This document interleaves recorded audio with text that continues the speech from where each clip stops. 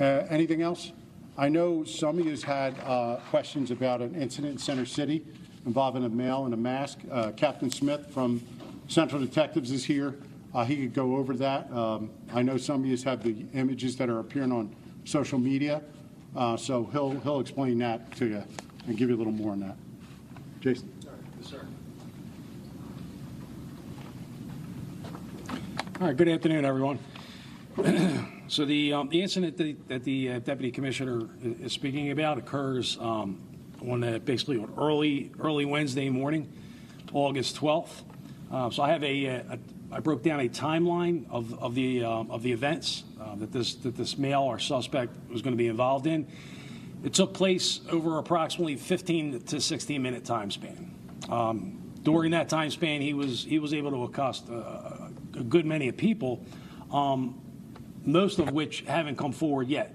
So I just want to preface it by saying, so far we only have one complainant that's stepped forward, but we know there are at least, at a minimum, half a dozen people that he was running up to and doing the same type of aggressive behavior towards.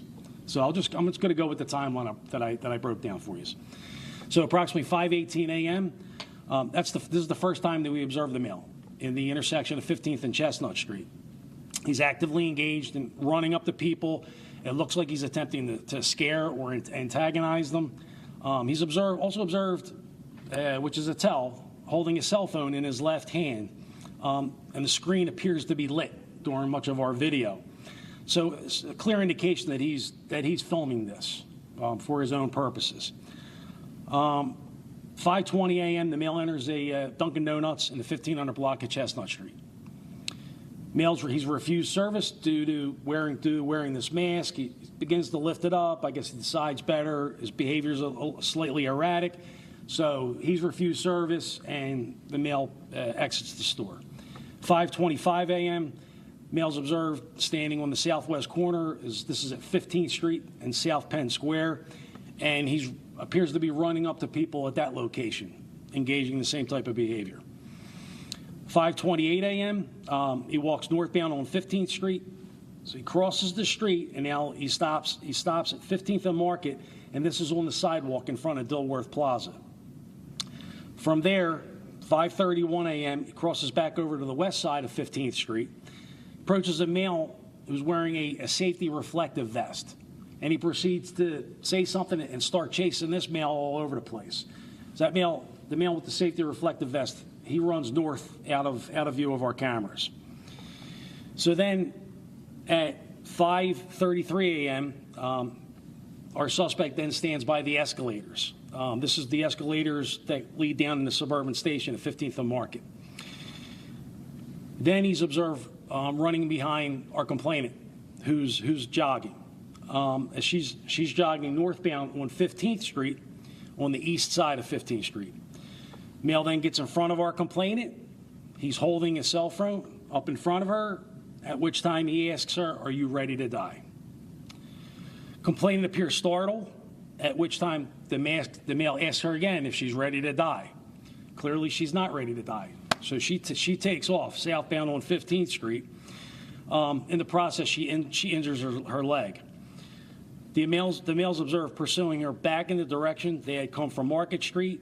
Complainant was screaming for help this entire time. Male abruptly stops, and then he heads northbound on 15th Street, at which time he gets onto the escalators at Suburban Station at 5:35 a.m. So our suspect is described as being a black male, medium complexion, approximately 5 feet 8 inches, thin build, 16 to 20 years old. He's wearing all dark clothing as well as a very distinctive Chucky doll Halloween-style face mask. So, like I say, he does pull the face mask down at one point, and he is observed wearing a black face mask covering the lower portion of his face. That's how we were able to determine, plus his hands, that he was a black male. So once we do locate and apprehend this individual, suspect will be facing charges of terroristic threats, harassment, simple assault, reckless endangerment, and intimidation. So I'll open up the questions. So is he targeting women, or is he just random? It sounds like he also is targeting men and women. He's targeting men and women, just whoever he appears to come across. I will also say at no point in time is the male observed with a weapon, although when he approaches our complainant, the jogger, he has his cell phone in his left hand and he is holding his right hand behind his back when he asks her if she's ready to die. So, we will charge him with a weapons offenses even though weapon wasn't seen. Well, the cell phone, is there an indication this is some kind of online trend? I've been hearing from some people they've seen other people in masks just kind of like standing creepy. Is this something that you're seeing, or is this like the first time? Well, people, they're doing all kinds of crazy stuff, right, on these social media sites, TikTok and what have you. So we have our intelligence unit, department's intelligence unit. They're scouring social media to see if they come across this individual posting this online material. It'll be good for us, make it easier to find them.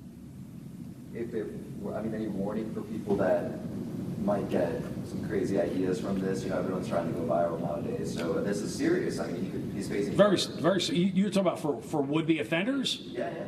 Well, what I would tell would-be offenders, don't do that stuff in the city of Philadelphia, because we'll find you. Trust me when I tell you, this happened right outside of City Hall. Do you think we're not gonna do our darndest to try and locate this individual? You bet we are. Anybody else? Touch any of the victims? Does he ever make physical contact with any of the victims? Not that I'm aware of, sir. Doesn't mean it didn't happen, though. I know he ran in front of the woman, but I don't. As far as physical contact, I'm not aware of that. Are you releasing any images when he pulls down? Yes, as a matter of fact, we did share images of the offender wearing that Chucky mask with Public Affairs, as well as the video of him chasing the complainant on the southwest corner of City Hall. That would have been released like 5 minutes ago. We were just putting that all together. Any other? Is All right. Wednesday the only time he was seen, or has he popped up anywhere else? As far as I know, it was only that morning, sir. But I've been asking that question myself. So, but again, we are encouraging members of the public, anybody that's been victimized by this individual, or anybody that has information who this individual is, please call our tip line, 215-686-TIPS. All right, thank you.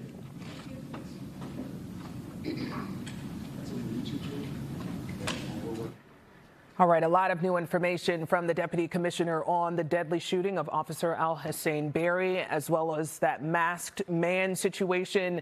NBC 10's Miguel Martinez-Valle is covering that situation, but I want to talk about Officer Berry and what we've learned. So let's pull up those brand new images that we got of a man that they believe is connected to the murder of Officer Berry. Police say he would have been wearing a surgical mask, black clothing around 73rd and Buist Avenue around 3 or 4 in the morning yesterday. Police say there was some disagreement that happened inside of a lounge there between Officer Berry and a man that he was with, and that man, and it carried on outside where it became physical. And police say that's when this man shot Berry and the man that Berry was with multiple times. Officer Berry died at the hospital. The other man is said to be stable.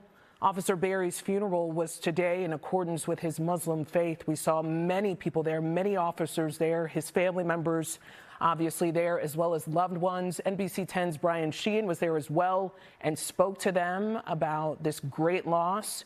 We're going to hear what they had to say coming up at 4 o'clock. See you then.